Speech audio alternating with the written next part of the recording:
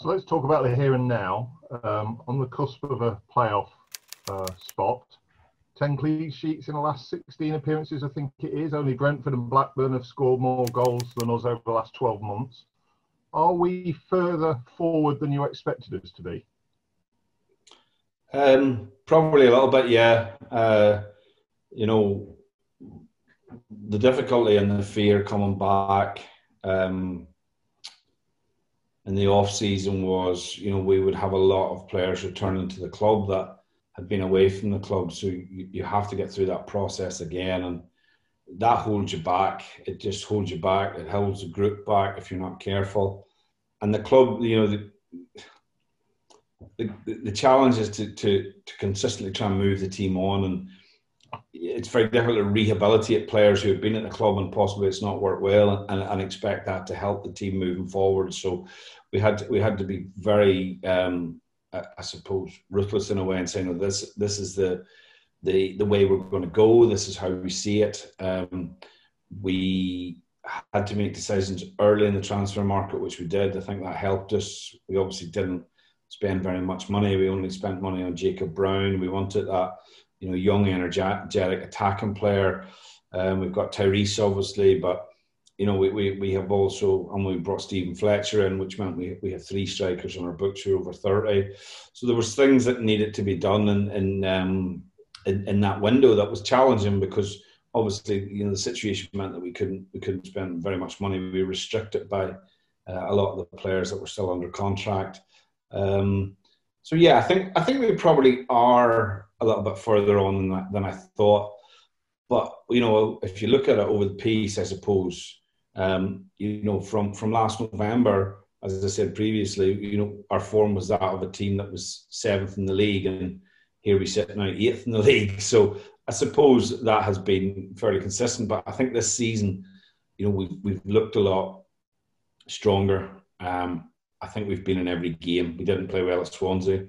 There's no doubt about that. But we were still in the game. We're still in with a chance to the 87th minute of taking something from the game. And that's, again, I think where we've got better. I think sometimes last season games could go away from us.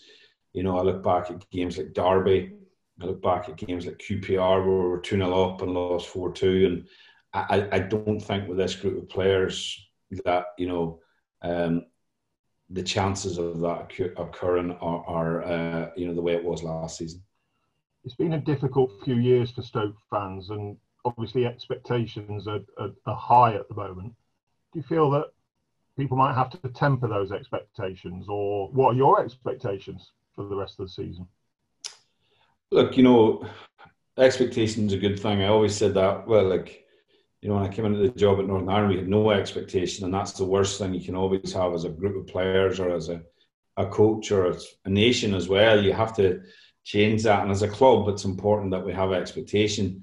Where we are at this minute in time against the other clubs, I think it will be difficult for us. You look at the promoted clubs and the strengths of their squads, but I think we are capable of continuing to push forward. I think we're capable of, as I said to the players, the key is to make sure you're in the top half of the table, because if you're in the top half of the table, then you're in a position to continue to push for the top 6. And if you're in the top 6, then you hope you're in a position to push for the top 2. It's nothing more than that. I think that we've coped well with, obviously, the absence of Joe Allen, the absence of Sam Clucas in recent weeks, the absence of James Chester, Nathan Collins out for a few games, and that's where I think we're a bit stronger. But time will tell. The Championship can be it's a cruel league at times. The key is not to get we will hit bumps in the road. We will have downturns. The important thing is to not let them fester. The good thing I think this season is, when we've lost a game, we've gone and won the next one, and that's very, very important. And so we have to continue with that. But I think people should have expectations. I'm not going to say where I believe we can or cannot finish, but I think expectations are a good thing, because I think it creates the right atmosphere in the group of players. It creates a little bit of pressure, which is a good thing.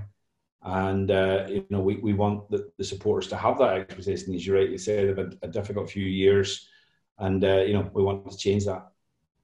Are you missing international football, or are you now so fully immersed in the club scene that you don't even have a chance almost to miss it?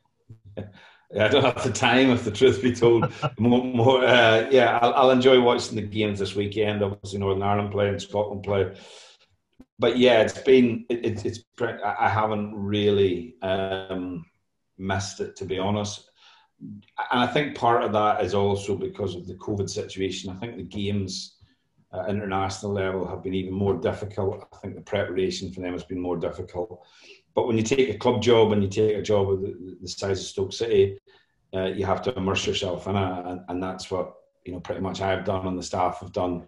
We'll watch the games this week, and hopefully, both Northern Ireland and Scotland can qualify. That would be great. Unfortunately, the Republic of Ireland missed out in the previous round, but I think once you go into club football, as I say, you don't have a lot of time for very much else. And finally, I suppose a manager is perhaps only as good as his staff. You mentioned them there. I suppose you'd want to pay tribute to them and the work that they've done over the last 12 months as well. Yeah, they have. They've been brilliant. Obviously Billy McKinley's come in. He's an excellent coach. Andy Cousins come in, done a huge amount of work as well. We've made changes at the club.